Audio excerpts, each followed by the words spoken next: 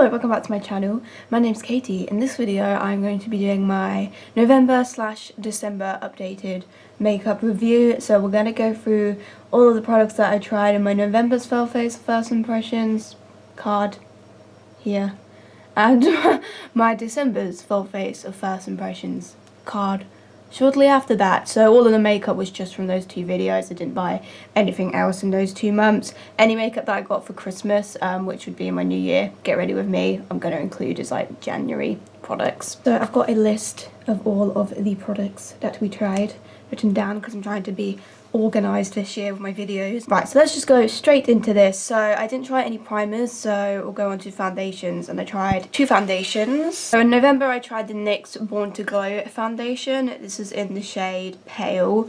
And then in December I tried the Tarte Face Tape foundation. This is in the shade 8S Porcelain Sand. I'll talk about the Tarte one first. I did include this as a 2019 favourite because I do really like this foundation quite a lot. This and the L'Oreal Infallible were kind of the only like really standout foundations I found last year, and I found this one like right at the end of last year. Shade is good in terms of undertones, it's more warm toned.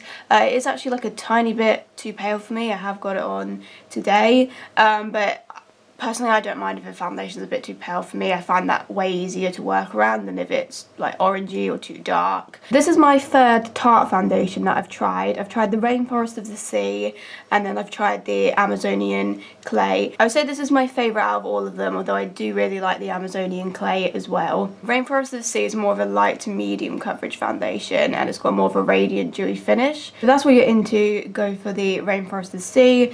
The Amazonian Clay is more of a matte finish, and the coverage is like a solid medium. I don't think it's full coverage like it claims to be. This one is like a semi-matte sort of finish. It's got a bit of radiance in it, but then it's got a bit of matteness in it as well. It's like a nice sort of balance between the two. And this one I would say has got the most coverage out of those 3. I would say it's like a high, medium, low full coverage. Coverage is really nice in my opinion. Definitely one of the strong aspects of this. Again, as I said, it's semi-matte. I prefer either a matte finish or a semi-matte finish. I like both, hence why I like the Amazonian Clay as well quite a lot. And the thing I just prefer about this is it's a little bit better coverage. This also wears really well. I've done a wear test for both of these foundations, so I'm just going to insert the clip of how I thought the Tarte Face Tape wore, and then I'll just go into my full thoughts on the wear. Here's me looking pretty grim again. I've had the Tarte Face Tape foundation on for 9 hours. Let's just get a look at this. I feel like I have slightly rubbed my face, not a lot, but you know when your face is just really itchy and it's just like so hard not to itch it, because I can't itch it, otherwise it's just going to ruin the test altogether. So I feel like I have kind of lightly touched my face, but I've also got like a little bit of smeg here on my face. I don't know what it is, it's just dirt, because I just get dirt on my face at work. And my forehead, I feel like it's really barely broken down at all. Again, like a little bit of texture, like right between my brows, there's a little bit of kind of like texture and stuff. It's not absolutely perfect, but I mean, I wouldn't expect a foundation to look absolutely perfect on my forehead, but I think that wears really well. It's just very minimal breakage, just like a few little texture bumps. But again, I do feel like I have slightly touched my face a little bit today. I've tried to avoid it, but it happens. These outer parts of my face look absolutely fine. Not really any noticeable difference to how it looked when I applied them, but the outer parts of my face tend to always wear well. Obviously, it's come off of my nose, always happens. The chin, it has sunk into the little chin line that I have a little bit, and there is a little bit of texture, but I don't think it's broken down too badly. It's held up pretty well on my chin, not perfectly, but pretty decently. I feel like overall it just wears pretty decently. I maybe have found like a couple, for example the W7 Photo Shoot foundation and L'Oreal Infallible, that I feel like wear ever so slightly better than this, just because when I wore those and reviewed them in my foundation series, like I barely noticed any difference to how they looked when I applied them, whereas I can notice some differences just with like texture and stuff. But I do feel like generally this is a really good wearing foundation. So yeah, really good wearing, really good coverage. I like the finish. The only sort of negative I can say for this is that it's not like lightweight, it's not a natural looking foundation, but I feel like when a foundation has really good coverage, it's a bit unrealistic to expect it to look lightweight and natural anyway, so it doesn't really bother me that much. But I think again, if you do want your foundation to look more like a second skin, then it's not necessarily going to do that, but for me that's not really a big deal. I really like this. I think this is a really good foundation. I am happy that I've tried it. Again, another downside, it's quite expensive. I am still glad that I tried it despite how much it costs. I would recommend it if you're into a semi-matte satin foundation that's got high, medium to low fold coverage. If that's what you're into, then I'd go for this. It's also got pretty decent wear on my skin, which is normal combination. Moving on to the NYX Born to Glow. Now, as I just said, I do prefer a more matte or semi-matte finish, but this is something I've only kind of discovered quite recently, so that's why I have bought a Born to Glow foundation. I know you're thinking, like, if you like a matte, semi-matte finish, why would you buy a Born to Glow foundation? But that's just because I've only recently kind of discovered that that's my preference. Again, this has got pretty good coverage as well. I wouldn't say it's quite as good as a Tarte Shape Tape, but it's pretty close. If you build it, it's like a high medium coverage. Coverage is pretty good, suits my preferences absolutely fine. Again, the shade Pale is a little bit too light for me, but I can work around that. Again, this has got a quite dewy, buttery sort of finish. I just find it a little bit too oily for my liking personally. The reason why I've kind of gone off the sort of dewy finish is just because when I wear dewy foundations, I just feel like all I can see is my pores. Like, it just draws so much attention to them. And like, sometimes if I use powder, it kind of, you know, it's fine, but then all the dewiness is gone anyway, so it's like, what's the point? But I don't know, I just feel like I like how a matte foundation or a semi-matte foundation looks on my skin a bit more. But I mean, I'm not against like a little bit of glow in a foundation, but I just feel like this one is quite glowy, which is to be expected. It's a Born to Glow foundation. I feel like you probably wouldn't buy this unless that's what you were into anyway, so I would recommend this for people that like a high medium coverage, who want a more dewy finish. It also wears pretty well. It's above average, I'd say, but it's not the best wearing foundation I've found. I do feel like the NYX Can't Stop Won't Stop foundation does wear a bit better on my skin, because I have reviewed that recently in my foundation series, but I did talk about that in the wear test that I am about to insert. Let's do that now. Okay, so I've had the NYX Born to Glow foundation on all day today. I think I've had it on somewhere between 8 and 9 hours. I don't think it's worn amazingly. It's not worn really badly though. Okay, so just getting close to my forehead, it's really worn off quite badly between my brows, if you can see. Like, it's just really not looking particularly great between my brows. The rest of my forehead, it's not terrible, it's not totally bad, but there's definitely just bits where it's broken down and just bits of texture and stuff. I don't think that's like the worst wearing foundation ever, but in my opinion, it's just doing like my foundation series and stuff, I've just found a lot better ones on my forehead. The chin isn't too bad. There's a bit of texture. My chin is also really itchy right now, and I've been trying to avoid itching it because I didn't want to ruin this wear test. I don't know what this little brown spot is. I think it's something from when I was cleaning the coffee machine at work. I have no idea. I wouldn't say it's broken down too badly on my chin, but it's definitely like quite a lot of texture forming there. These outer parts on my face look pretty good. Not really much wear there, but my outer parts of my face tend to be pretty decent anyway. Always wears off around my nose, so I always just discount that bit. I just ignore that bit there. I don't think it's worn badly, but I just don't think it's worn the best. So, I mean, that's just my thoughts. Like, I think if I was gonna like rate it out of 10, I'd probably give it like a 6 or 6.5 out of 10, I think is what I'd give it. I think it's a little bit above average in terms of wear, but I just don't think it's anything too impressive. I found a lot better wearing foundations in my opinion. Right, I've got to itch my chin now. See, as soon as you itch the chin, that's when it just goes to shit. So overall, I don't think this is for me, but it's definitely not a bad foundation. I could see a lot of people liking this, but for me, it's not the sort of thing that I hate how it looks. Like, I would never wear it. I've obviously worn it quite a lot because I've been trying to get more thoughts and opinions on it, but it's just literally the finish that's the only issue that I have with it, and I also just wish it wore a little bit better. Like, the face tape wears better in my opinion. So I tried 2 concealers, and one of these was technically a repurchase. I've tried this before. It's the Tarte Shape Tape Concealer, and I really like this. I love it actually. I mean, I feel like lately there's kind of been a change of opinion with this. I feel like a lot of people have kind of just don't like it anymore, or maybe they never liked it, they just didn't voice it before because it was an unpopular opinion or whatever. And I can see why some people wouldn't like it. I personally like it. It is definitely a matte formula, and it's like full coverage. I mean, for me, I like a matte formula. I like full coverage. it's not going to look lightweight obviously, but then I feel like I've had concealers that are matte and full coverage that look way heavier and way thicker than this one does. I don't think it looks cakey and heavy, but I can understand why maybe some skins, maybe if your skin's a bit older, possibly it would settle into the lines a bit more. I find like all concealers settle into the lines anyway, but for me it's just not really a problem that I have with it. It's a full coverage matte concealer that doesn't look horrible on my skin.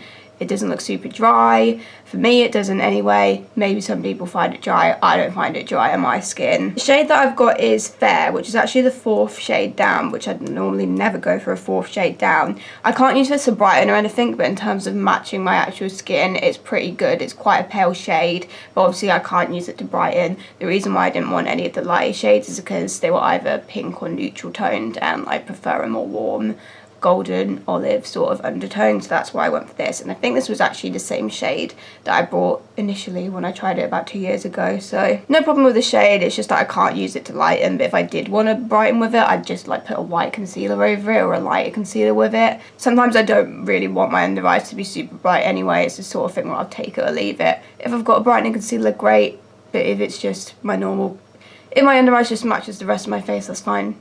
Take it or leave it, either way is fine with me. In my opinion, I love this concealer. Opinions may vary. I like it a lot. I'm glad that I bought it. I'd probably buy it again because I feel like I'm kind of doing like an annual Tarte order now, because this is the 3rd order I've done in December, so I feel like if I do another one next year, I'll pick up another one of these because I like them a lot. If I repurchase something, that's when you know I like it. The next concealer I tried, I'm not as fond of.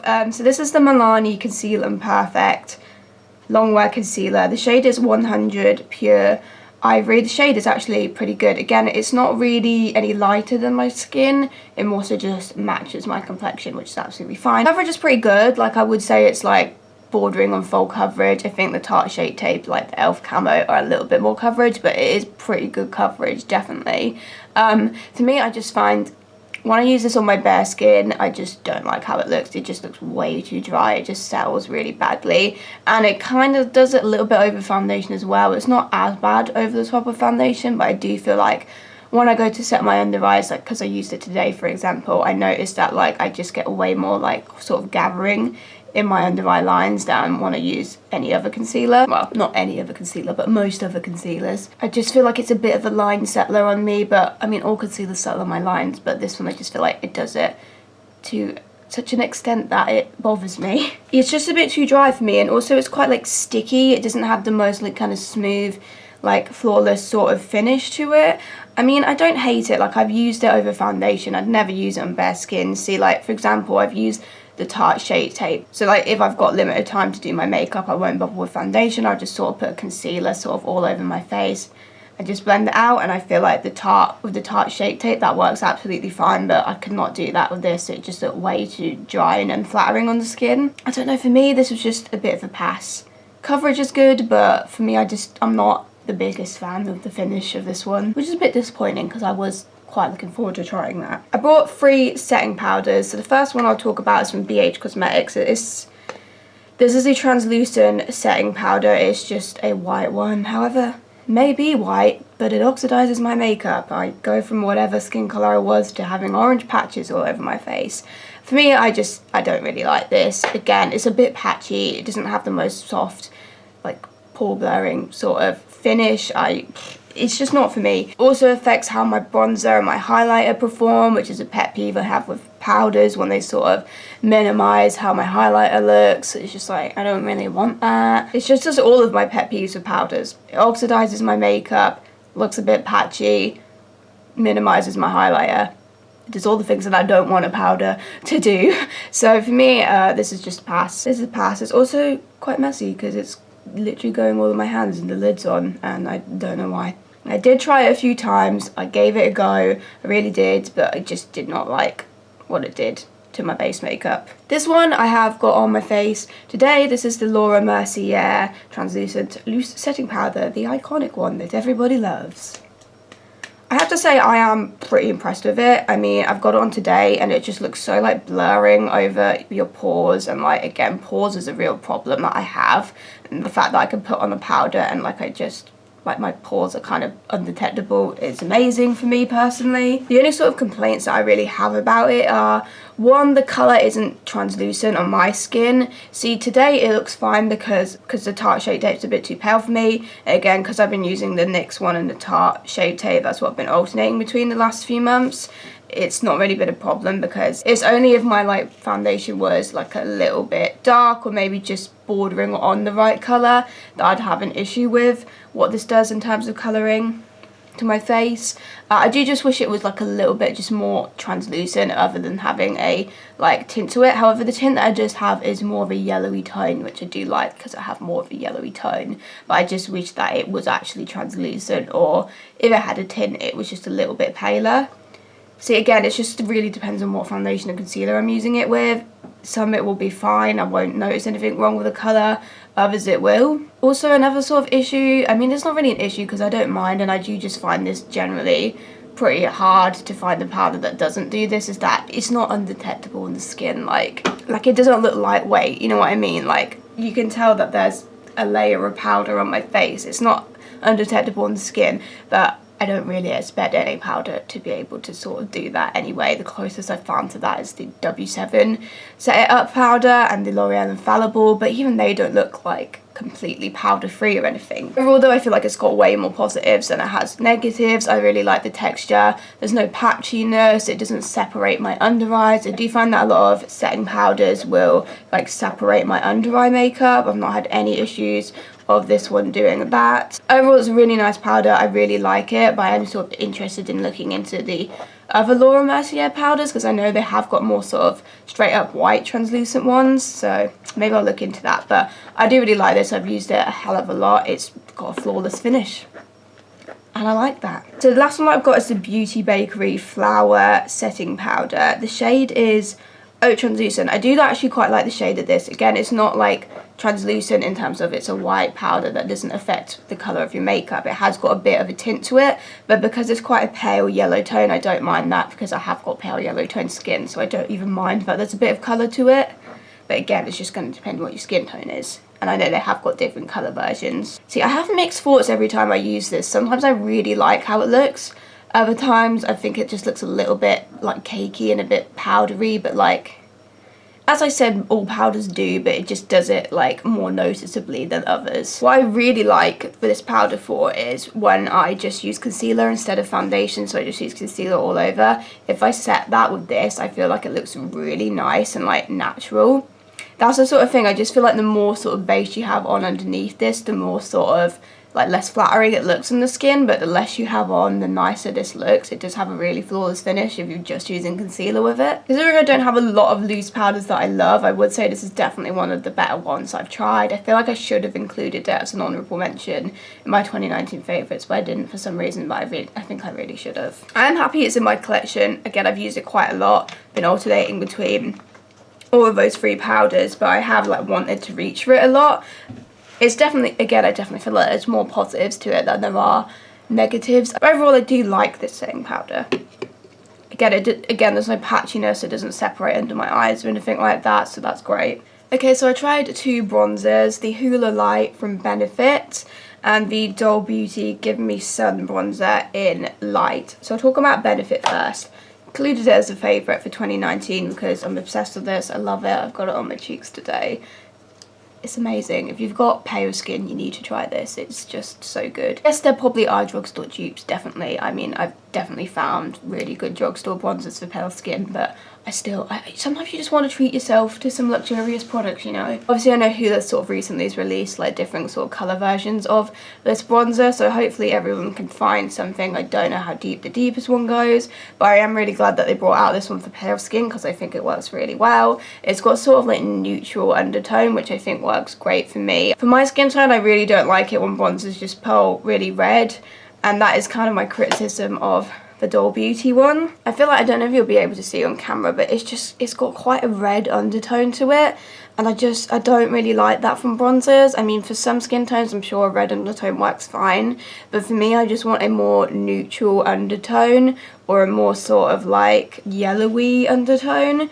I don't really want a red one or a really cool one. Cool's good for contouring but not for bronzing on me. I think the formula's fine, like it's easy to build up, it blends out fine, there's nothing wrong with the formula. It's just for me that I wish the tone of this was a bit better, and again there's a very limited shade range, so there's not a lot to choose from. I think they've got like 3 or 4 shades. I feel like this could have been better when it comes to pale skin, but I don't know what the other shades are like. I was a bit disappointed with this because I was kind of looking forward to trying it. For me, Hula Light definitely won that bronzer battle. Absolutely love this, can't fault this at all. Doesn't come out too harsh and pigmented, blends out super easily. You can just get that level of bronze that you want where it doesn't look too much. That's what I personally like from bronzers. I don't like super intense pigment, but this is really good at just being buildable. Okay, so highlighters, and I'm absolutely devastated because this Doll Beauty highlighter, just wait for it. Yeah, I'm so sad.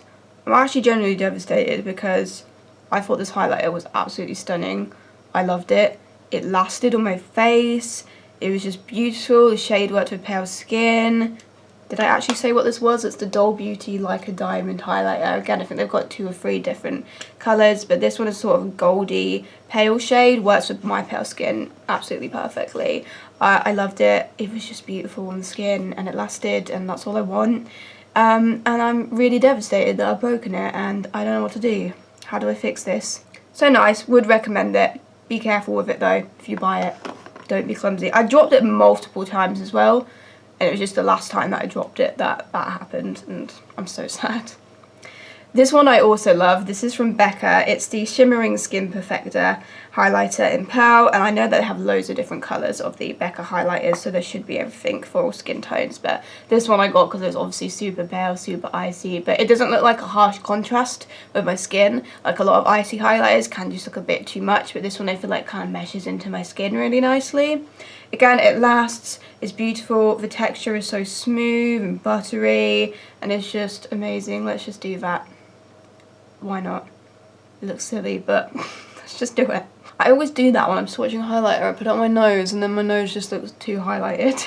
Why do you do this? I love it. I just love how it meshes into the skin and it looks sort of just like ethereal, and it just really blends into the skin really nicely, which I like. Yeah, honestly, I can't fault this. It's super pigmented. It blends into the skin really nicely. It lasts.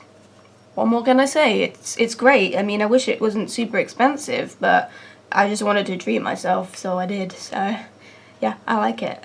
It's great. No complaints from me. Okay, so moving on to brows now. I tried 2 gels. So I've got the Ardell Brow Building Fiber Gel in dark brown, and then I also bought the Tarte Busy Gal Brows in medium cool brown. I've got the Tarte one on my brows today. I'll talk about this one first. Overall, I really like this. It's definitely one of the best brow gels that I found throughout the year because I didn't find a lot of really good ones. I did give it an honourable mention in my 2019 favourites. I literally just have one complaint with this, and that is that the brush is... I just wish it was a bit, like, firmer. It's just a little bit flimsy, so it sort of bends slightly.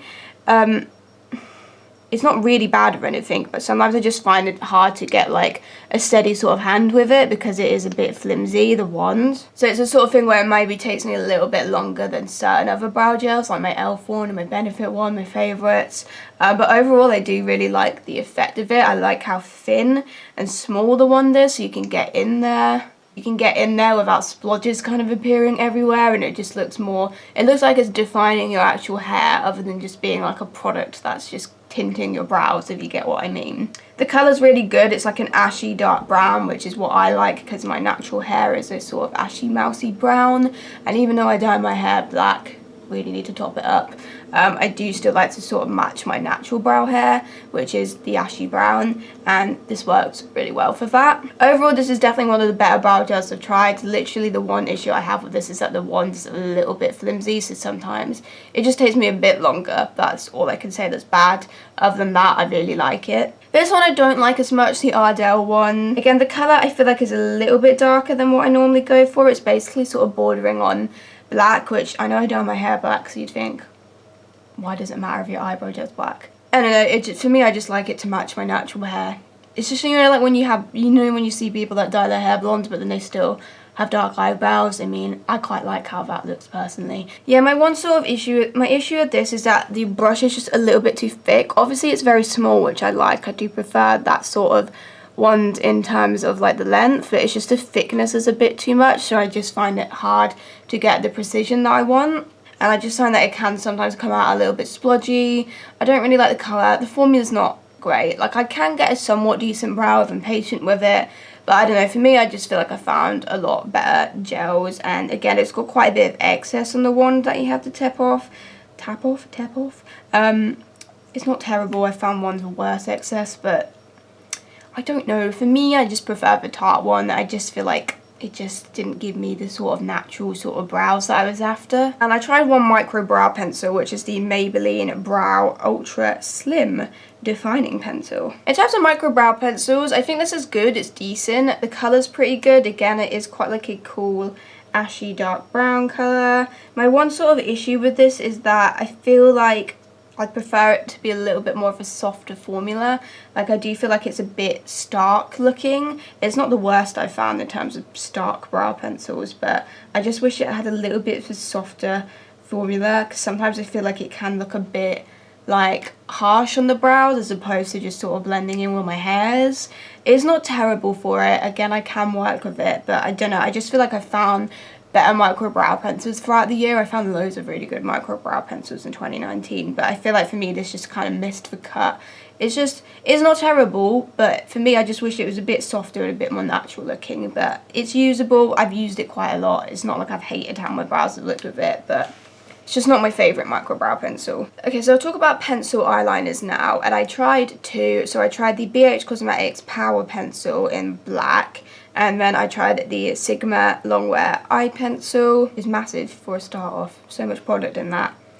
So I've got the BH Cosmetics one on my waterline today. It's very dramatic, it's very pigmented. In terms of the waterline, it does last pretty well. However, I've just found that this bunches up in my inner corner really badly, and it's probably the worst kohl I've ever seen do it, this BH Cosmetics one. I would say the Sigma one does it quite badly as well. BH one a little bit worse, but the Sigma one does it a lot as well. See, all kohl liners do go in my inner corner a little bit. Like, it's hard to avoid. I don't know if it's like my eye shape or what, but I always, at the end of the day, if I have eyeliner in my waterline, which I do pretty much most days because I like how it looks, I will get stuff gathering in my inner corner. Like, it's already started doing it a bit already. For me, it's just how bad does it do it? Can I sort of get my finger and wipe it away and save the makeup, or does it just look horrible? And I do feel like this kind of looks a bit horrible in my inner corner. I like everything else about it. It's super pigmented, sharpens really well. It lasts on my waterline. It's just that it doesn't look great in the inner corner. But I guess it depends on what sort of eye shape you have, maybe. The Sigma one does it as well. Again, this is very pigmented, glides on really nicely. I also like that you can twist it up and you don't have to worry about sharpening it. The pigmentation is really good. It's really smooth. It's just, again, I do just find it gathers in my inner corner quite a bit, which is a bit annoying. And again, it does last really well on my actual waterline, so I feel like I have the same sort of complaint with these. The BH Cosmetics one does it worse. Yeah, I don't know, I feel like it did sort of disappoint me a bit. Like, I still think they're decent, but it's just an issue that I have. I don't know if it's universal. So I did try this little Tarte mini version of the clay paint liner. I got this as a freebie with my Tarte order. For me, I just couldn't get this to work very well. I just found that it took absolutely ages to perfect my eyeliner every time that I used it. I don't know, I just found it a bit faffy and it just took ages, and again, you'd have the bloody thing all over your hand. I mean, I guess you could use some sort of palette, but I don't have a palette to use. I just much prefer using like a felt tip liner. It's just way easier and way more convenient in my opinion. I mean, the pigmentation was decent, like it was pretty dramatic black, not the most dramatic I've seen, but I don't know, I just found the formula a bit difficult to work with personally. It's not terrible, but it's just not the liquid liner that I would go for personally. And then I tried two mascaras. So I've got the Zoeva Graphic Lash Mascara, which was a repurchase. I have tried this before. And then I also got the Revlon So Fierce Mascara. So I'll talk about the Revlon one first, because I've got this on my lashes today, and I actually think my lashes turned out alright today. This one maybe is a bit clumpy looking. That is my one sort of complaint with this mascara, is that it's quite thick, it's quite voluminous, but it's just, it can be really clumpy. Like, majority of the times that I've used it, I've just found that it clumps my lashes together quite badly, and it would just, I don't know, it just wouldn't be a very flattering lash look. I mean, again, I've got it to look alright today.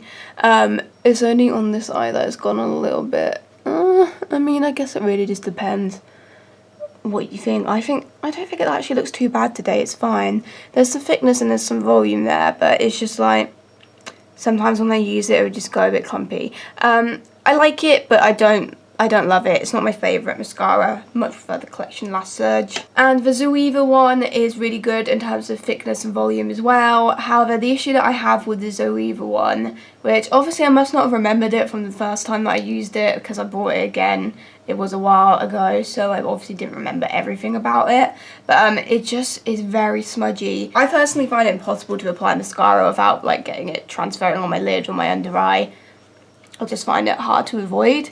But normally with most mascaras, you just let it dry and you get a cotton bud and you should be able to wipe it away. However, every time I go to do it with this, it just smudges the makeup, it just smudges the mascara into my skin, and it just looks like a sort of smudge as opposed to removing it. It's just like, once it's on, it does not remove. It's just very transfery. And also in one of the foundation wear tests that I had, it does really transfer like onto your upper lid. It's just very transferring mascara, and it's not something that I experience a lot with mascaras. Generally, most of the ones I've tried, I don't have issues with transfer, but for some reason with this, it's just very smudgy and very transfery, and that put me off it because I do like everything else about it in terms of like what it does for my lashes. It's very thickening, very volumizing. Can't really fault that, but it's just the smudginess really put me off using it. Okay, so we're going to talk about eyeshadow now. So I'll talk about this one first because this is the one that I've got on my lids today. So this is the Be Perfect Carnival XL Pro Palette, which is in collaboration with Stacey Marie. My eyeshadow today is this palette. I'm actually pretty happy with how it's come out. The only issue that I've had with it today is the purple that I have in the centre. I did have some kind of difficulty sort of blending that without it going a bit patchy. It's kind of my complaint with this, is that I feel like some of the bright matte shades in this could be a bit patchy and a bit difficult to work with. Overall, I like this palette a lot though. It's great, but there's just issues that I have with it. Okay, so I've done probably about like 5 or 6 different looks of this throughout since I bought it. I'm going to put some images on the screen of looks that I've done. So the first one that I did was this sort of warm, smoky look. I really loved how this turned out. I was so impressed with myself that I did this eyeshadow. I thought this was great. I think every shade that I used in this performed really well. Those sort of warm mattes were great. The gold shimmer, the copper shimmer, the darker mattes, I thought that they all performed really well. I really liked how that look turned out. Couldn't fault any of those shades. The next look I did was sort of meant to be like a grey metallic smoky thing. It didn't look great. Again, I think the shades were okay. It's just that my application maybe wasn't so great with this one. Again, I thought the shimmers that I used in this were absolutely stunning. The deeper metallics, the sort of bronzy, coppery metallics. Maybe a bit of issues with blending the more grey mattes. Yeah, could have done better with that look in my opinion. The next one I did was this sort of pinky purpley one, and this is when I sort of started to notice the kind of issues with the more kind of vibrant mattes. As you can see from the pictures, they are super like pigmented, but again, it was just the blending like into each other, like getting the purple and the pink to blend was just sort of near impossible, and I feel like there's a bit of a contrast, if you can see. I don't know, I might have picked the more flattering images, but I just found that the more vibrant mattes wouldn't blend into each other super well. I don't know if this is just me not being particularly great at eyeshadow at the moment. Like, I played around with this lots because I'm really trying to get better at it. However, with that pink look, I did think that the shimmers, and I have used that same sort of dark pink shimmer today.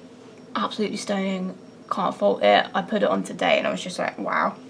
It's the one called Temptation. It is a stunning shade. Then I tried to do this sort of bluey halo eye thing. I feel like I was sort of trying to do the blend that I did in the first look, but I just couldn't get the blend right. I think it was honestly the matte black in this isn't my favourite. I think I did try and sort of blend it in the outer third of this, and I just feel like again it doesn't look like it's blended very well. It was not my favourite matte black. Again, those blue shimmers though were amazing, and I think the mattes don't look too bad in this, but again I did have difficulty blending them.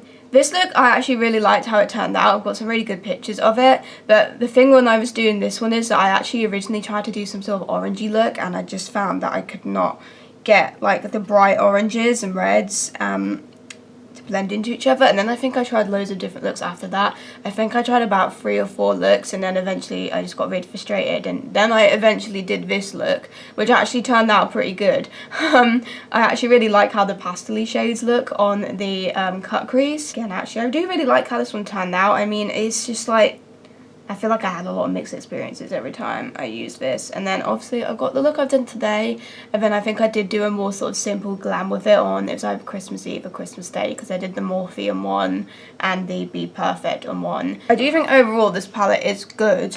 I think the sort of neutral warm toned mattes in this are really good. I think the mattes that I used today actually were pretty good. So today I used Influence, which is this one here. Originally I did use this one called Persuasion, which I don't think this shade Persuasion is very good. I would just say go for that one instead. This shade in my opinion is a bit redundant. It doesn't really need to be there. It didn't pick up the product very well on the brush, and it wasn't very pigmented. Influence is really good though, and I thought Reckless worked really good. In the outer third is a sort of maroony darker shade. Again, I find like the majority of shimmers in this, particularly Peppermint, the bluey one, and Temptation, the dark pink, I think. For the gold is beautiful. The matte white is really good for blending under the brow bone. When I was trying to do that orange look, I did also try to do a green look after it, and again the sort of bright greens I struggled to blend with. I do think overall there's probably more good shades in this than there are bad shades, and I think for certain looks you can do something really nice, and I certainly am glad that I have it in my collection. But I just feel like because it's so expensive I was maybe expecting a bit more consistency with the formula. I can't fault any of these shimmers. Half of the mattes are good, and then half of them for me it's just really difficult to get them to blend.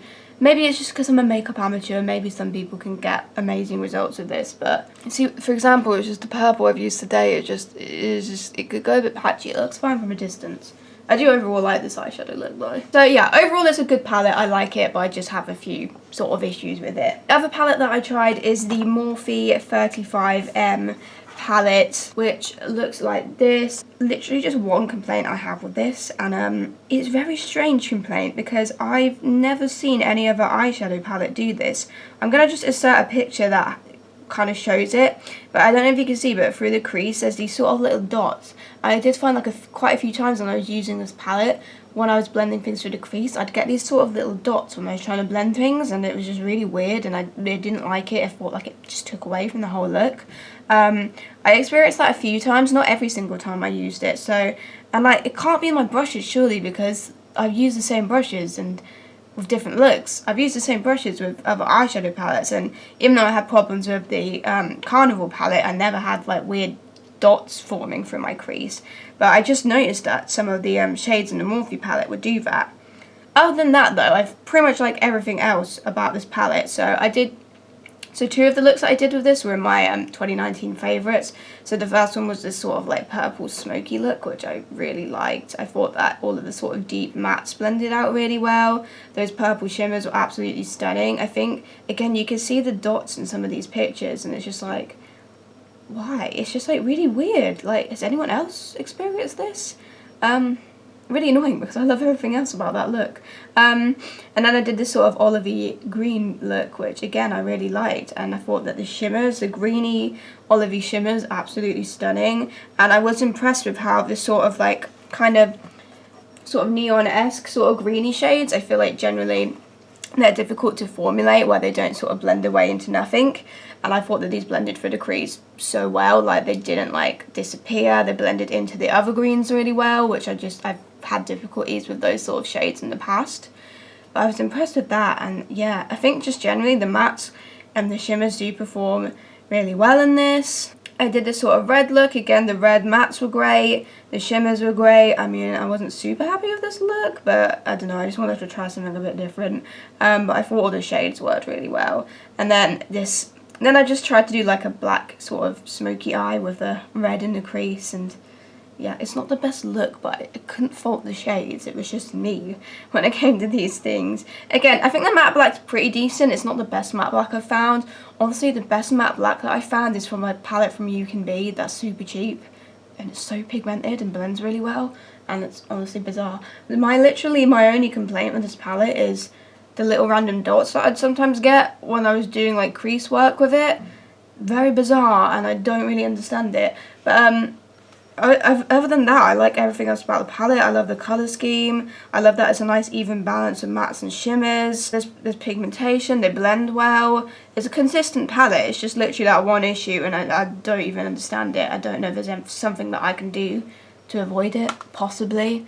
But overall, I like the palette. The only sort of lip product that I got, I didn't even want this, it just came free with my Boots order in November, is the CYO Keep 'em Keen lipstick. I did not use this at all after that first impressions because I didn't really want it, to be honest. It was just free with the order.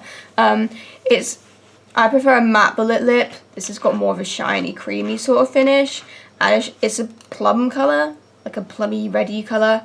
For me, it was like a no. Like, it comes out more red than it does like a deep plum, because I do like dark vampy plums, but this just comes out way sort of lighter and redder. I didn't use it since that video because it's just not the sort of thing I'd go for, so I've not really got any faults in it. If you like a shiny plum, then great, but it wasn't for me. It's pigmented, I'll say that. I hope that's everything, because my throat hurts and I'm very hungry. Yeah, that is my thoughts on all of those products. I hope I've been able to give more insight since the first impressions I did with them. I feel like overall the majority of them were pretty good. It was just a few that I had issues with, but I am glad that I bought the majority of these products because I found some really good ones. And my next updated makeup review will be my January-February one, which should go up late March, early April. Don't even know when I'm going to be uploading this one, so I do updated makeup reviews every 2 months. I need to stop talking. I need to leave. My throat's hurting. I've literally just spouted nonsense that I'm going to edit out. So, eat some chicken. Thank you for watching. I'll see you in my next video. Goodbye.